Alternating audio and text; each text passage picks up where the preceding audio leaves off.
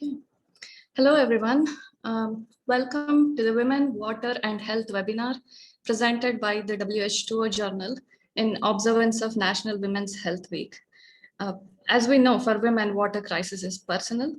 Access to safe water for women during menstruation, pregnancy, and thereafter is critical to their health. Therefore, we would like to call the attention to this topic on the occasion of Women's Health Week. I am Swati Hegde, editor of the Journal of Gender and Water and Senior Academic Research Coordinator for the Water Center here at University of Pennsylvania. We are delighted to have two global water, sanitation, and hygiene experts with us today. Julia Sherry is with Water Mission. Today, Julia is going to talk about water, sanitation, and hygiene in healthcare facilities, the experience with Water Mission Mexico. Dr. Sommer is going to talk about women, water, and menstruation, global and domestic displacement perspective. Dr. Sommer is Associate Professor at Columbia University. Next slide.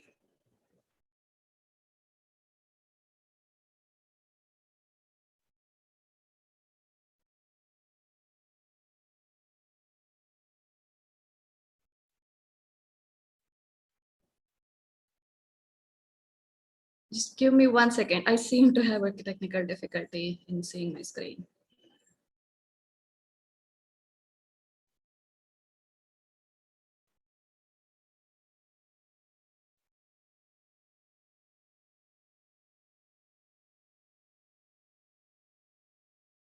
Sorry about that.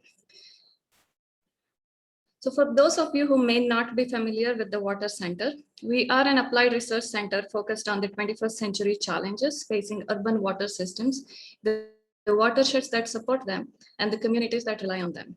Our work leverages the principles of good science, integrated one water management, attaining urban resilience and sustainability, and the values of human equity, fairness, and affordability. Next slide. The Water Center offers a series of programs, research opportunities, courses, and publications in our effort to mentor and train the next generation of global water leaders. We welcome anyone interested in urban water issues to learn, grow, and collaborate with us via our website, social media, or email, which are all listed here. Next slide. A little bit about the Journal of Gender and Water, wH2O in short. wH2O is an internationally recognized peer-reviewed publication serving as a centralized hub for information on gender issues related to water, sanitation and hygiene, and gender equity in the water sector. The Journal of Gender and Water has a global reach and has grown tremendously since its inception, as it can be seen from our readership dashboard, which is all over the world. Next slide. If you want to get involved with the Journal of Gender and Water, we encourage anyone with a personal and professional interest to consider submitting your original work to be included in our next issue. We also welcome reviewers who would like an opportunity to peer review submissions before the journal is published. Finally, if you would like to make a donation to support our programming and publication, you can do so anytime via the donate link on Water Center's website, which will be shared in chat in some time. Next slide. Now moving on to the program. After Julia and Marni's presentations, the remainder of the program will be a discussion with Q&A. We want to hear your questions, so please send them to us via Q&A icon on your screen. Please do not type questions for speakers into the chat. We'll get to as many questions as we can. We aim to wrap up just before 1 p.m. Let me begin by introducing Julia Sherry. Julia serves in Water Mission's Charleston headquarters as a program evaluation specialist. She is Virginia Tech graduate with a Master's of Public Health and a Master of Science in Geography. Her role at Water Mission is focused on public health-related program development, monitoring, evaluation and research, health promotion, and the application of behavior change theory. Her work at Water Mission has taken her to East Africa, Latin America, and the Caribbean, and Southeast Asia. Following Julia's presentation, we'll hear from Dr. Marni Sommer.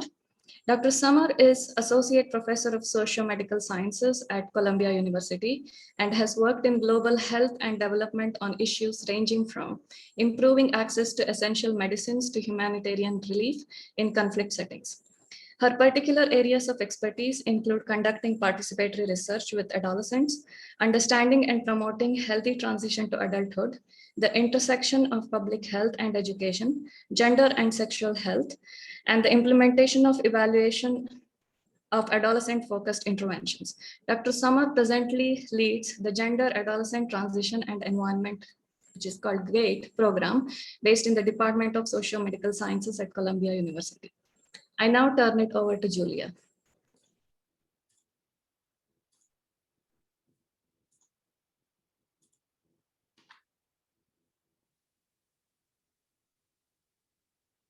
Thank you so much for that introduction.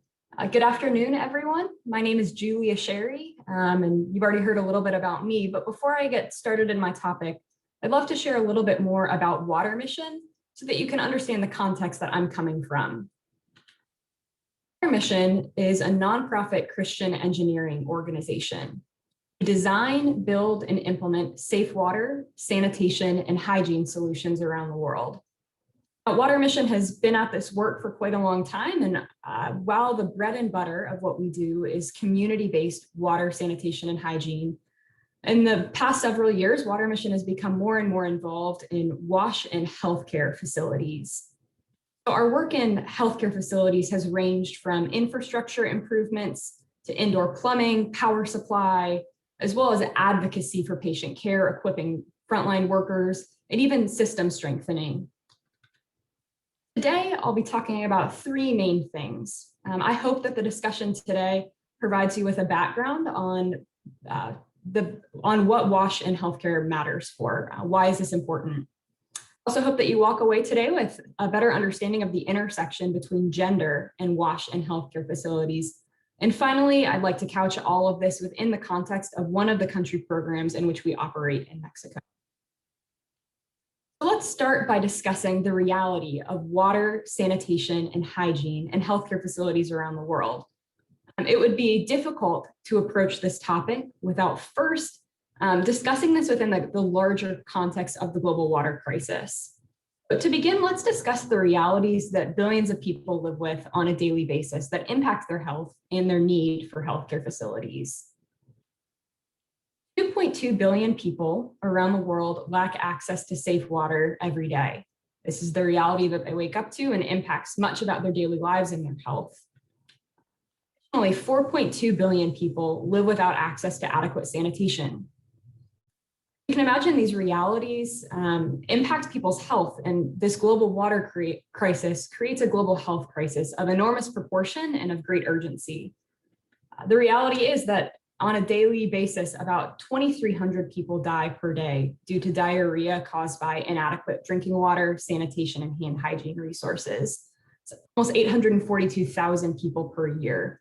So during the 1 hour that we'll spend together this afternoon, it's just under 100 people statistically that would lose their lives due to these realities. This statistic paints a grim picture of preventable death and disease in many countries around the world.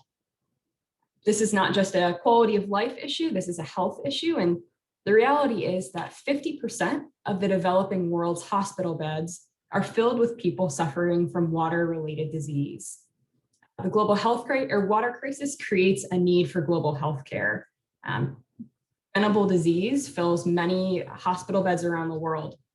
So consider this reality. Consider if you or your child needed treatment for a waterborne disease. The healthcare facility that you go to might be a hospital, a rural health post, or a clinic. And the unfortunate truth is that the global water crisis isn't something that you can leave at the door to that healthcare facility. Frequently, people that go in for treatment find that the global water crisis follows them even into the healthcare facility that they go to. 1.8 billion people depend on healthcare facilities that lack basic water service. This means that they might not have access to safe water, a place to wash hands with soap, or even functioning toilets. And this is in the place that people are going to receive treatment. So in terms of number of healthcare facilities that this impacts, Globally, 1 in 4 healthcare facilities has no water services. This means that there's no water available on premises, and that healthcare facilities may even be using surface water or an unprotected well that's likely to be contaminated. Additionally, 1 in 10 healthcare facilities has no sanitation service. It means no functioning toilets are available, or people are utilizing an unsafe, inadequate sanitation, like an open pit or a trench. Now, this reality isn't evenly distributed around the world. In the places with particular need for healthcare related to unsafe water, you'll find that this reality is even worse. In least developed countries, the stat increases to 1 in 2 healthcare facilities that have no water service, and 1 in 3 healthcare facilities that have no sanitation services. Let's unpack this a little further. What are the impacts of this reality of inadequate WASH in healthcare facilities? First, WASH in healthcare facilities is critical for safe and dignified quality care in healthcare facilities. Safe water, functioning toilets, soap and water not only protect women and newborns during childbirth, allow for safe surgery, prevent antibiotic resistance, contain pandemics, but they're critical for safe and quality care to be provided. No small matter. Between 5.7 and 8.4 million people die each year in low and middle income countries as a result of poor quality care. Infection prevention and control is also a critical function of WASH in healthcare facilities. The reality is that about 1 in 3 healthcare facilities lack access to soap and water at the point of care. And so many people that go in for treatment actually contract infections while being treated at a healthcare facility. In low and middle income countries, about 15% of patients that receive treatment also acquire an infection, 1 or more infections during their hospital stay. As you can imagine, this has large impacts on people's confidence in receiving the treatment that they need. Poor WASH resources often act as a barrier to care-seeking behavior in many of these contexts. So people will either choose to go without care or delay treatment because of their lack of confidence that they'll receive high-quality care, which can create unnecessary human suffering and death due to preventable disease. Next, COVID-19 in particular has highlighted the critical need for safe water in preventing and containing disease. We've seen this time after time in disease outbreaks. COVID-19, Ebola, cholera outbreaks all demonstrate that safe water is PPE. Safe water is critical to containing and preventing the spread of disease. This isn't just a health issue.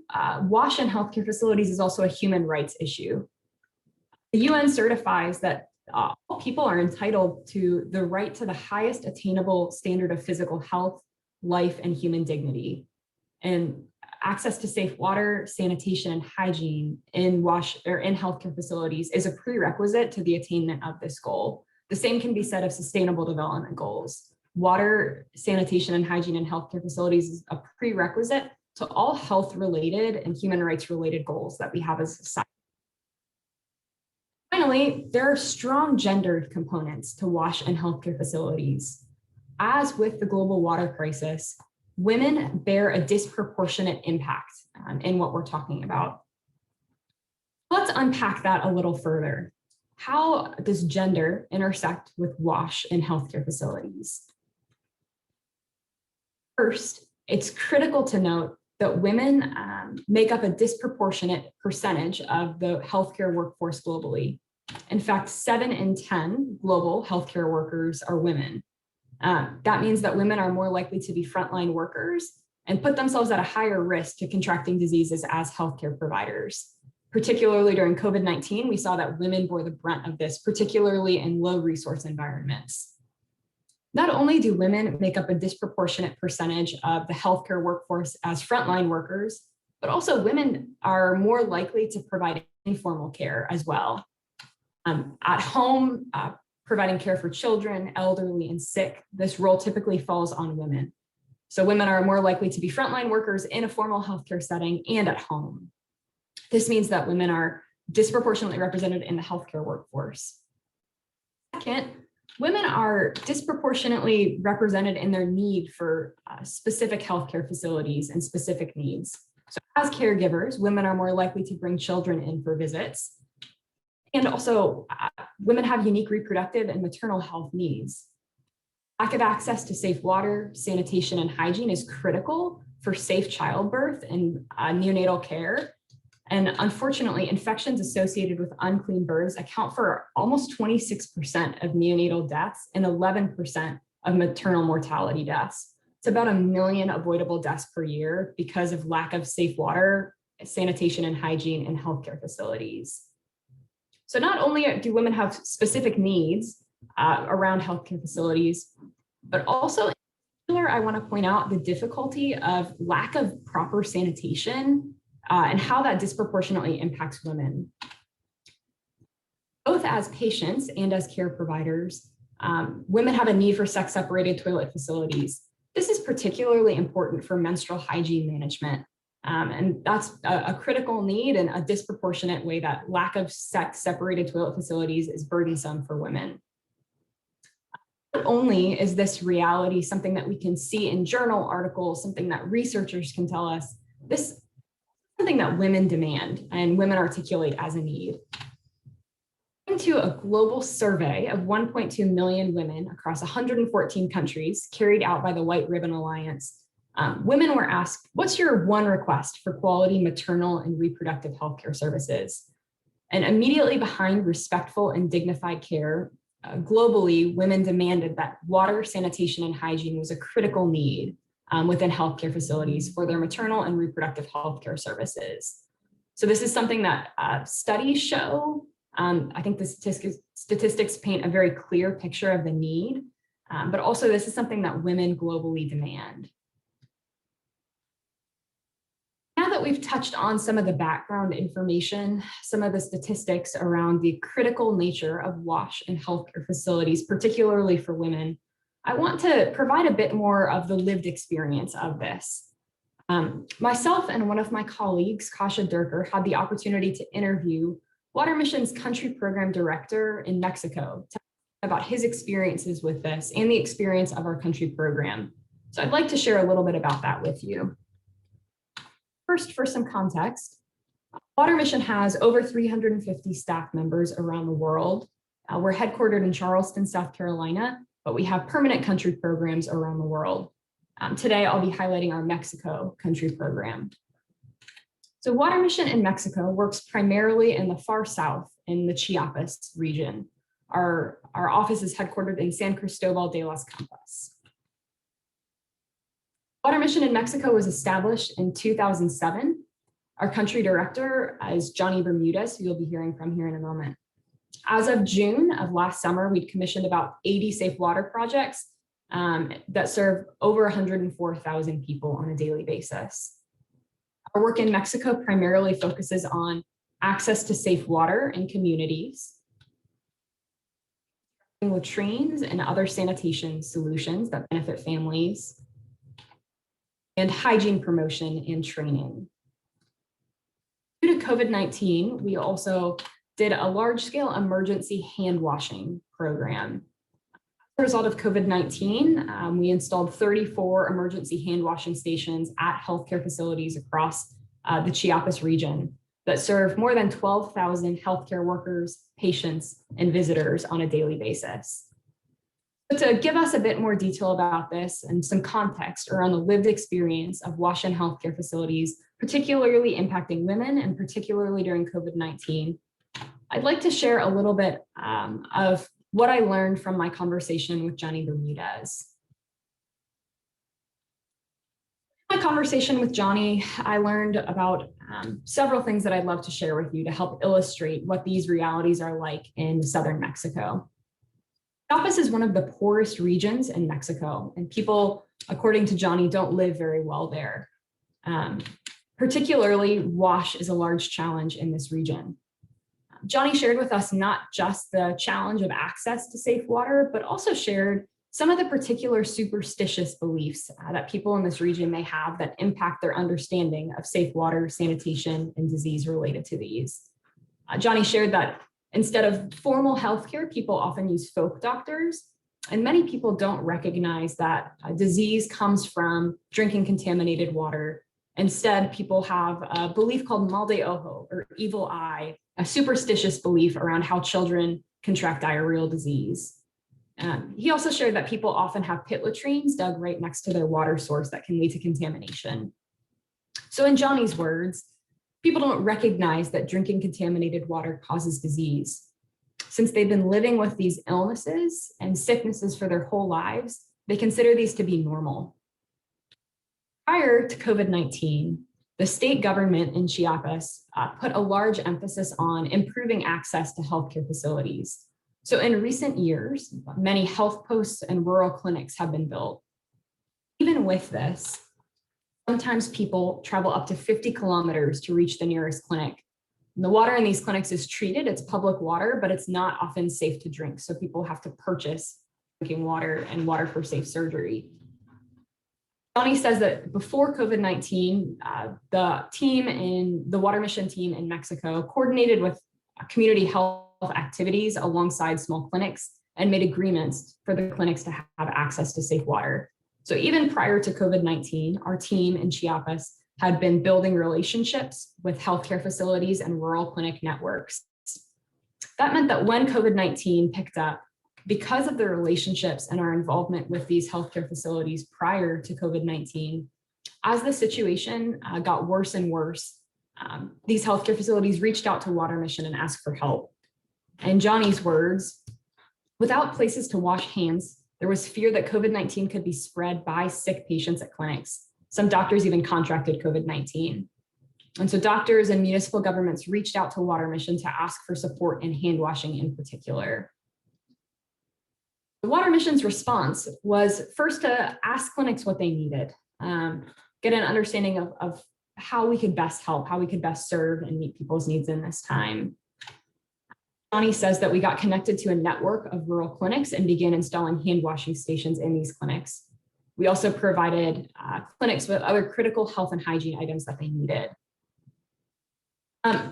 In discussing the role of women, Johnny agreed strongly that particularly during COVID-19, women bore the brunt of this challenge. That WASH is typically an issue that disproportionately burdens women, but in particular, he noted that during COVID-19, women bore the brunt of this. I was very interested to note in particular that Johnny pointed to the machismo culture as having a large impact on the way that women experienced COVID-19 and WASH in healthcare facilities. Johnny noted that the machista culture is very common in this region. Women are caregivers and men are the household providers. Most communities have this culture. So women are responsible for caring for the sick, family, they're responsible for water dynamics. And so for that reason, they bore the brunt of COVID-19 impacts and have a particular need for WASH in healthcare facilities as a result. I hope that this has illustrated some of why WASH in healthcare facilities is so critical. Water Mission is committed to continuing to try to prevent disease and improve health through safe water, sanitation, and hygiene interventions within communities. We believe that a public health approach, prevention, is better than treatment. And so we're committed to continuing to serve as an implementing organization. So Water Mission is continuing to grow and become more and more involved in WASH and healthcare facilities, both through implementing solutions, but also serving as an advocate for the critical importance that is adequate WASH where people go for healthcare. We recognize that women are disproportionately burdened by these realities and are committed to serving as many people as possible, as quickly as possible, in order to see WASH solutions that transform lives, transform healthcare facilities, and transform entire communities. Thank you so much for your time. With this, I'd love to pass it over to Dr. Sommer to continue on with our theme of women, water, and health. Wonderful. Hold on a second. Okay.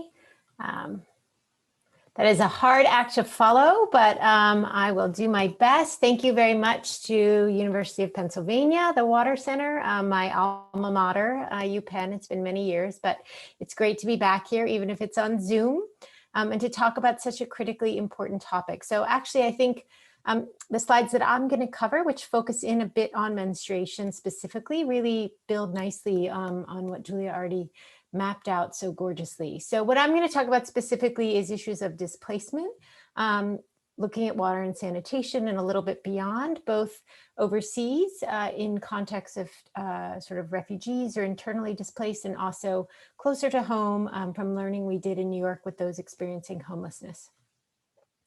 So again, just sort of very grateful to be here on this important panel today and during this critical month where we think about these issues, although I know we think about these all year long, but it's wonderful to have that emphasis.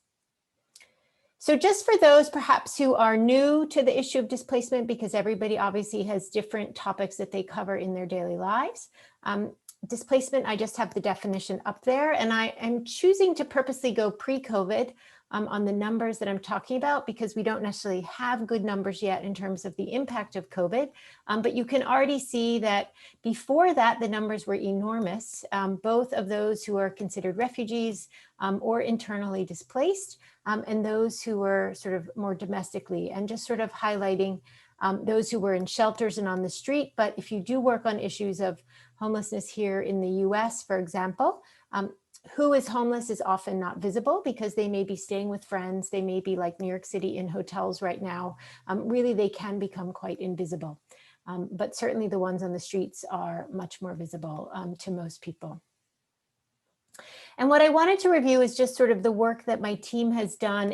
And the reason I'm putting this slide up here is that it's attempting to both create some evidence on some of these issues or contribute to the evidence where there might not have been that much, and starting to help with others to build more learning, and also to produce some guidance documents so that people have a little bit more out there to start with and sort of to collectively respond. So back in 2015, and I'll talk about this a little more as I go along, we started to look at the issue of menstrual hygiene management, although there's many different terms now. Some people use menstrual health, some people use menstrual health and hygiene, but just for the purposes of today, I'm going to use MHM for just to make it a little bit easier. So we started to look at the issue of what do we know about the way humanitarian staff are responding to girls' and women's needs in refugee and displacement contexts globally, and what kind of guidance would be useful. And we partnered with the humanitarian response community on that toolkit.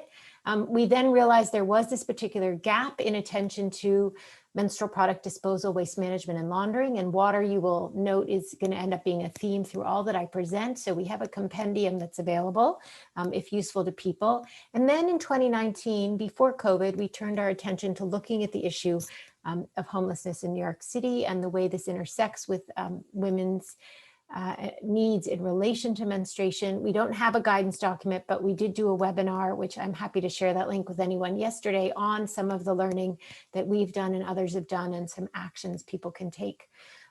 Last year, we started to work on the issue of integrating MHM into Ebola, which actually fits beautifully into a lot of what Julia was talking about, because of course there was this focus on Ebola treatment centers and healthcare workers, obviously many of whom are female, as we've heard. And then more recently, we've started to look at the impact of COVID domestically on women's access to products, which is less of a water sanitation issue, but that has been coming up in some of the interviews we're conducting. So for those of you who work in displacement contexts globally, these quotes will not be surprising to you. This is a picture from when we were actually in Cox's Bazar in Bangladesh with the Rohingya refugees back in the fall of, I believe, 2019.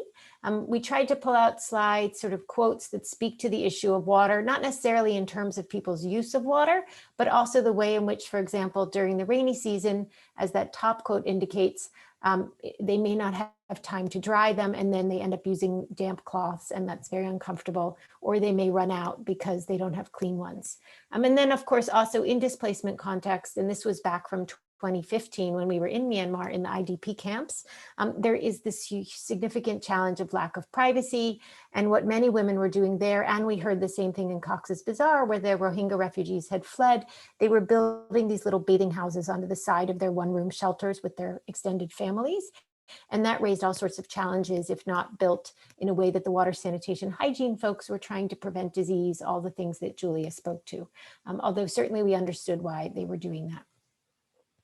And then just to move closer to home, this is not a picture of New York City. This may be something you're more likely to see in LA or one of the cities that has a lot more people experiencing homelessness on the street. But the quotes that we have are from our own study, which was done in New York. So for example, these challenges around toilets, bathrooms, and shelters not being clean, being difficult to use. And then the quote at the bottom, sort of speaking to if you can't clean yourself, that sort of impacts your whole day, your confidence, your self-esteem, your ability to seek work and schooling and services. So really very impactful, as we've heard already, not to have adequate access to water and sanitation. And the commonality of water, although what we're talking about here today, I think both of us goes beyond water. Water obviously is integral to water and sanitation and hygiene, and sort of the ways in which people meet their needs in relation to those. So I'm just going to talk about a little, starting from the global and moving to the local. And it really was, as I hadn't put together slides before looking at these two side by side, and myself and my team just started to think a lot about the similarities that were coming up in relation to the issue of menstruation. So when you think about global displacement, so thinking more about sort of those in refugee camps or ID internally displacement camps or informal settlements, many of them may lack access to menstrual materials, meaning whether it's a pad or a cloth, whatever it is they're using, and also supplies. So that may refer to a bucket or underwear or soap or the things they may need to wash and dry the clothing that they wear or the materials if they're reusables. And they may not have sufficient, or they may have inadequate toilets, which speaks to all the things listed there on the slide. We heard about the importance of sex segregation, water, disposal, locks, doors, all sorts of aspects. And the picture there is a toilet I took a photo of in the refugee camps in Tanzania a number of years ago. And that would be sort of a traditional, UNHCR constructed facility, which there is a little lock on the outside door, but did not have good access to water, disposal, and pretty flimsy in terms of privacy and safety. And then just across the board, I think the same in New York City to other contexts, menstrual stigma, as we know, is widespread and impacts sort of the ways in which somebody can feel comfortable managing their period. And then just to sort of reiterate that quote we saw earlier, this girl in Nigeria, we were in the camps in northern Nigeria a couple years ago. Sometimes due to weather, the sanitary pads will not dry. So the same issue in terms of water being relevant in another way. And then this other girl indicating that, when you don't have water at school, sort of the shame and embarrassment that you cannot wash away the latrine or clean yourself, or if you've left blood. I heard that back in 2006 in Tanzania, girls' embarrassment at if they were using a flush toilet in a boarding school, if they didn't have water because the water supply wasn't working that day, they were embarrassed to use the toilet because blood would be behind. And that can range all the way from embarrassment and shame to actually believing somebody might curse you or something much more severe. So I think sort of water just permeates all of this. And then just to sort of highlight, although this is true for women and girls, not just who are displaced, but inconsistent access to water for cleaning themselves, for cleaning their materials, and then also potentially having long lines or long distances to fetch water for their needs. And menstruation obviously adds to the burden of water that's needed. For those of you who may be less familiar with sort of some of the global guidance out there on responding to addressing menstrual hygiene in an emergency context, these are sort of the three key components that we articulate as in that figure. But what I did want to pull out is sort of along with the materials and supplies, having a bucket, some of these things sort of interweave with the need for water. Having MHM supportive facilities, water plays a role for having private safe places for changing your products, for bathing, disposal, washing down that toilet if you don't want someone to see that you've had your period, laundering needs, and then even some waste management sort of systems might need water to flush them. And then we get into the information, which has a relevancy probably for people knowing how to take care of some of the materials they may be given if they're not familiar with them, that intersects as well with the issue of water. Okay. This is just to give you a picture again of some of the guidance documents that are out there that we've developed with many, many partners. These certainly are not just ours, in case any of them are helpful. If some of you are going to move into this space and work on it or are not familiar with them. And then when we focused in a bit more in later years on this issue of disposal, which again intersects with water, these are examples from Cox's Bazar, where we were most recently before the pandemic. This was a female-friendly toilet design that the Bangladesh Red Crescent Society and Danish Red Cross were developing that had good signage about these chute designs. I don't know if you can see my cursor. But this was a way to get at some of the cultural beliefs around used products. And so there was this chute design where the product would go right into a pit in the ground. Or over here, MSF Holland had developed a chute system in the hospital, similarly to try and get rid of some of the embarrassment and concerns that women have about not using disposal systems because somebody might see their used material and all sorts of beliefs around that. And you can see the bucket of water. You will certainly not find this in every toilet in an emergency context that we've been in.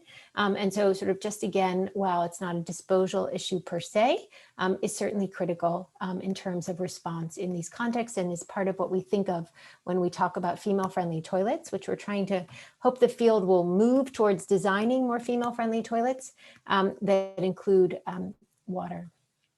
And again, just sort of flagging, when we think about water, there's obviously just the need to wash yourself when you have your period, but also the washing and drying and storage related needs of menstrual products, which we tried to highlight in this sort of infographic that people could use when, again, working in emergency contexts.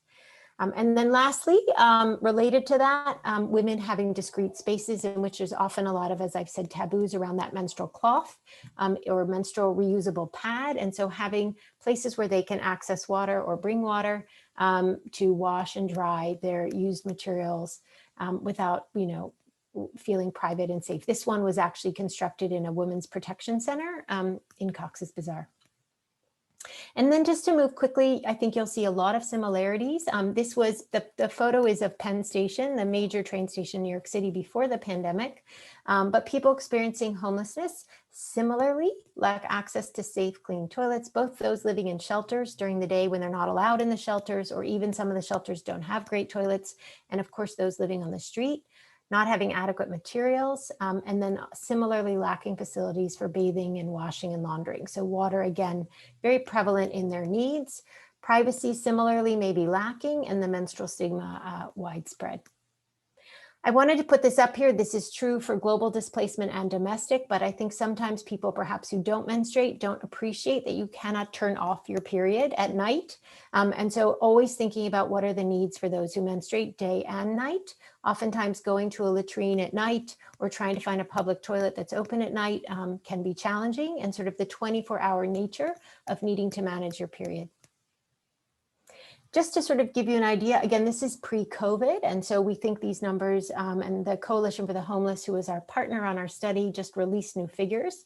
But just New York City, this was in 2019, sort of the number on the streets and then the number living in shelters. You would see the exact opposite. This would be flipped if you looked at a place like Los Angeles, which doesn't have the right to shelter that New York City has encoded many years ago. And so you'll see much larger numbers of people living on the street, which all of the sort of related challenges around water and sanitation than those in shelters. Although even frankly, as somebody who's been in New York City for the whole pandemic, this is a huge issue with the commercial establishments closing, the public libraries closing, and public toilets not necessarily being in very good condition or very accessible.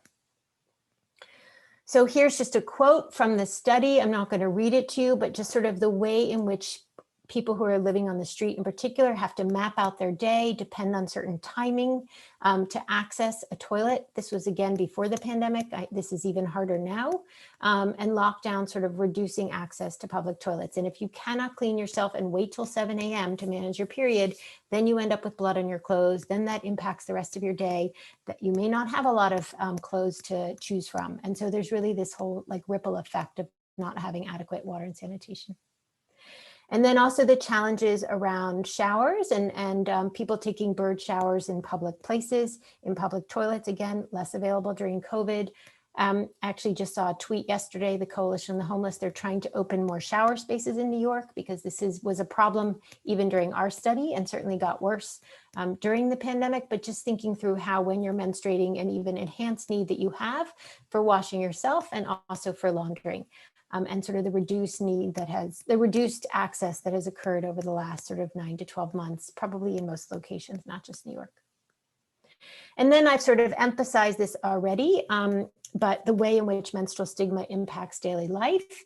And this person living on the street, as I already said, so she had an accident or she leaked through onto her clothes, and trying to get to the service provider that had a shower in time so she could get in line, so she could deal with it, so she could go about her day. And that again has all sorts of spillover impacts on one's confidence, self-esteem, and then ability really to, if you're trying to get yourself out of that homeless experience, in terms of accessing services, education, and work. And then lastly, from that study, we did this audit of public toilets. And just to give you an idea, obviously, when you're trying to get into a toilet, you also need water, both for washing yourself after changing products, and some of them may be using these. That's one of my students. You can see that the door only went to her like upper waist. So really no privacy in this park toilet. And then this was, oh, I see the lines are backwards here. The one where her legs are showing was actually the park. And the other one is the one where it says restroom out of order was a library, which sometimes puts out of order, even though they're not out of order. We discovered that we did these audits. It was just because they were trying to manage who used their facilities. So my final slide is just challenges, inadequate privacy and ongoing stigma, insufficient access to safe, clean toilets with water and disposal, inadequate availability of spaces for washing, bathing, laundering, and drying. Again, you can see water intersects many of those, and the solutions, this is of course for both those in emergency contexts overseas and in the US, domestic. Really critical to consult women to understand their own needs and recommendations, train service providers so they understand why they have to pay attention to this issue, and then of course address all the challenges that I've highlighted. There's many more, but again, our Period Posse Presents webinar yesterday got into the domestic issues a bit more. And then lastly, which I always like to sort of say, it's essential to keep those who are menstruating at the center as the knowers of their own lives, because they really know the problems and they really know the solutions, with a little help from the rest of us who maybe know the system. So you can just see I had great colleagues at the International Rescue Committee, Coalition for the Homeless, CUNY, School of Public Health, at Columbia, and others, and various funding sources for these two projects. So I will turn it back over to Swati now. Thank you very much, Marni and Julia, for this insightful talk. It was really great to learn about your work and really appreciate all the differences you're making to these communities. We'll now move on to Q&A. I have a few questions from audience, which I'll jump on to first. I guess this question is for Marni. Are there ways that you have not been able to frame your WASH activities in a way that celebrate and affirm the local cultural values, for example, the evil eye, and incorporate those local worldviews? That's an interesting question. I don't think the evil eye has not come up in all the countries where I've done menstruation research. I think we always try to start with what are the cultural beliefs around menstruation, because they are so varied. And I think this became most apparent to me when we learned about the challenges around disposal, which is not as simple as putting a dustbin or a trash can, or it's just so not that simple. There's so many beliefs around somebody seeing your used product or your used material. So I think understanding those cultural beliefs is our starting place, because if we don't understand them, then probably no intervention or no solution is going to work, because they sort of influence everything. But I don't think I've developed puberty books for girls in different countries, and we have the girls write their first period stories, and but the cultural beliefs don't tend to come up in those stories. And we've tried to sort of stick to the basic facts. And it's not because the cultural beliefs are all negative. It's just that if you go into any given country, including America or Tanzania, where I started, which has 120 ethnic groups, anything we would do that wouldn't be very, very specific to one cultural group in that country would get a little tricky to scale. So we've tended not, it's a great question, we've tended not to focus in too much. We've just tried to make sure that what we're learning and how strong those beliefs are, and if they're going to hinder what we think may need to happen in terms of addressing the challenges, then we may try to weave it in some way. So. That sort of takes me to a follow-up question. So what do someone in the United States need to know related to taboos surrounding menstrual hygiene? Like, can you draw a parallel between the United States and the rest of the world? Well, we haven't done that much research, yes, although we have done research with low-income girls across the US. We've just started to publish. And, you know, the US is tricky because it is, I mean, it's a wonderful melting pot. So when we did our research with girls across the US, we focused on New York, LA, and Chicago, but we had African immigrants, we had immigrants from different Asian countries, we had different populations of Americans. I think they're just, what is universal is the secrecy.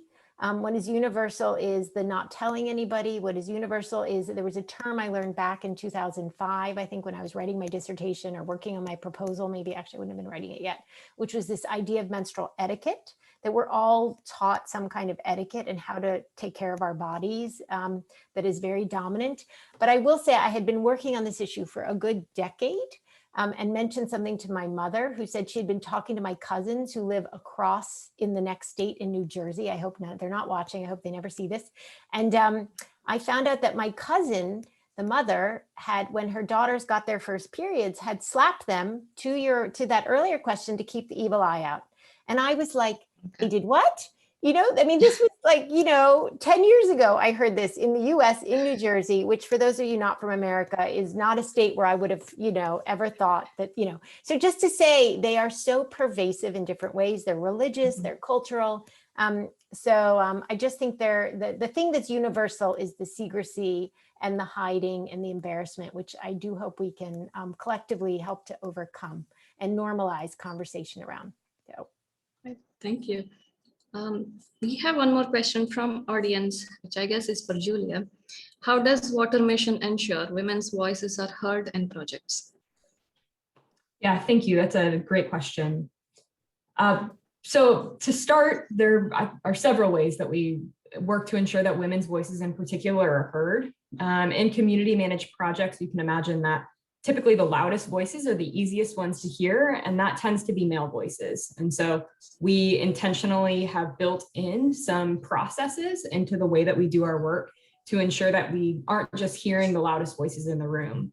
So to that end, one of the things that we always do is encourage women's participation, both in the professionalized water board that manages the projects, but also particularly we invite women to participate as WASH promoters. So we provide professionalized training to train a group of volunteers in the community to be WASH advocates, to go door to door, to conduct community events.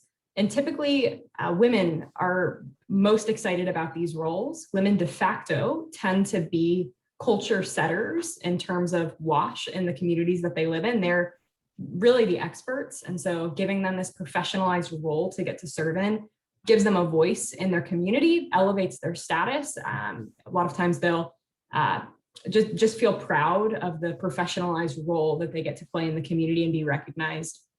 So participation in the process is one thing, but we also build into our monitoring and evaluation some tools that help us ensure that there's equity in our projects, so that we're going beyond intention of women's participation, but can actually measure whether that's happening and what the impacts of that are. So to that extent, Water Mission has developed a survey tool that we do at 4 critical points throughout our community managed projects. It's a community level survey. And in this tool, we actually break out the results into male and female, people of different ages and other more marginalized categories in real time, so that we can see, is the project impacting men and women in the same way? What about the elderly? And that helps us to not only ensure that there's equity, but also address any potential inequities and pivot our approach in real time in response to the data that we're getting in. So participation in the process, and also ensuring that we measure that participation through structured survey tools that are actionable. That's the approach that we take as Water Mission. It's really good to know about having a metric to kind of measure inequity aspects. So that kind of takes me to another question, which is like the issue of trust. So I know Water Mission provides water treatment solutions to communities in need, as well as hygiene education. So generally, there is a desire to drink safe water in every human being, but there is a lack of understanding of what constitutes safe water. Like, how do you make sure like your projects in all these different countries, Mexico and 8 other countries, are trusted by people, and really they understand like how safe their water is? Mhm.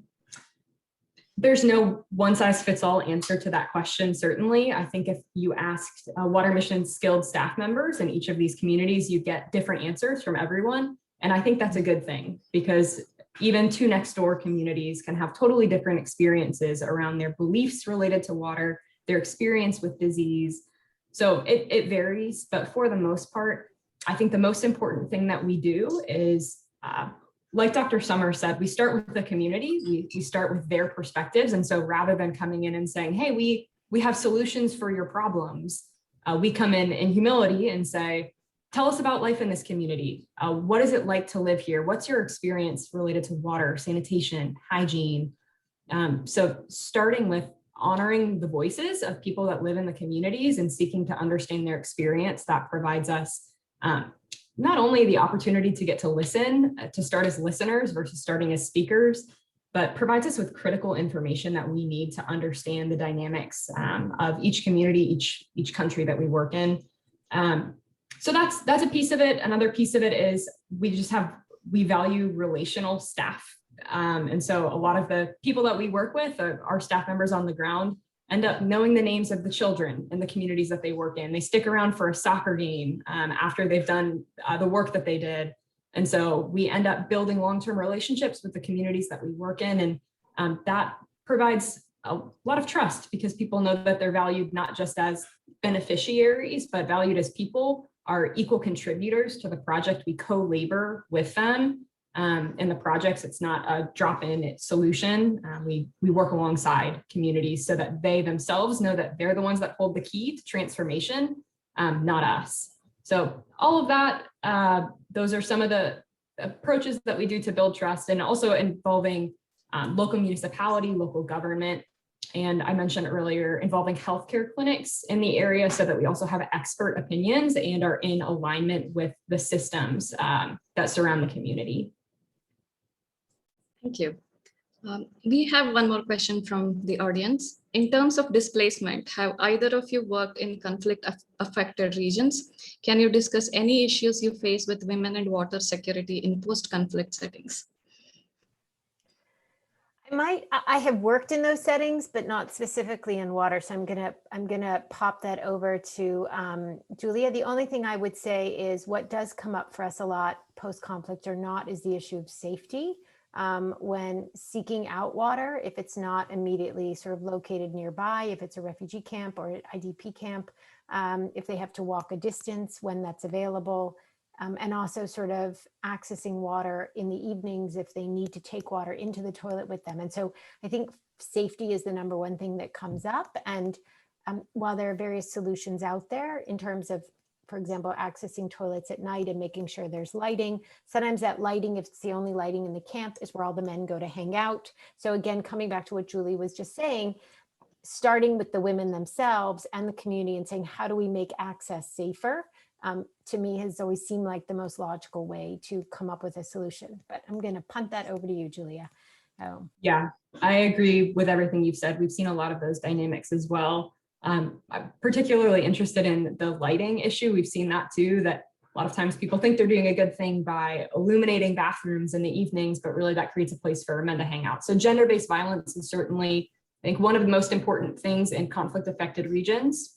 Water Mission does significant work in refugee settings, particularly in northern Uganda and in Tanzania. And so all of those are displacement type situations. And both in refugee settlements versus refugee camps, we also see some differences in people being able to leave, the kind of amount of structure that there is around these refugee settings. So there's challenges certainly with quantity of water, with quality of water, but particularly in access. We do see some safety issues that come up. And so to that end, one of Water Mission's commitments is to ensure that 20 liters per person per day is not just a aspiration, but is a reality, so that women don't have to wait in long queues, exposing them to potential risks, and that there's adequate quality and quantity of water through chlorination. That's another one of our commitments as an organization, is chlorinating water, so that even if water is safe at the point of collection, it's also safe when it's actually being used. In terms of safe storage, that residual chlorine protects people's health. And so that's another thing that, especially in conflict regions, we see as in particular importance. So I'll leave it with that. There are certainly dozens of other dynamics we could touch on, particularly in conflict affected regions, but I think safety and health are some of the biggest ones. We have a little bit of time for one last question. It's a comment combined with a question by Rachel. For large refugee camps or IDP settlements, there are many large mass garment manufacturers in the Middle East that are becoming aware of period poverty and would like to provide fabric liners or container loadfuls. Is there any particular MHM program running with your partners that would be interested in coordinated efforts like this one? They hope to show how the textile industry could work in tandem in humanitarian settings, as most mass garment factories are within low-income countries. They hope to close the gap in being part of the solution.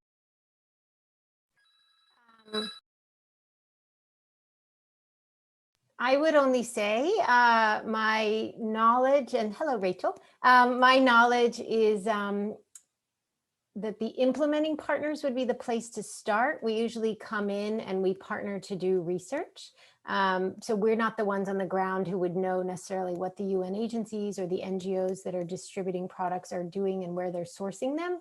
So I think sort of the UN agencies are often the best place. UN agencies or the implementing partners themselves are probably the best place to start with that very good question.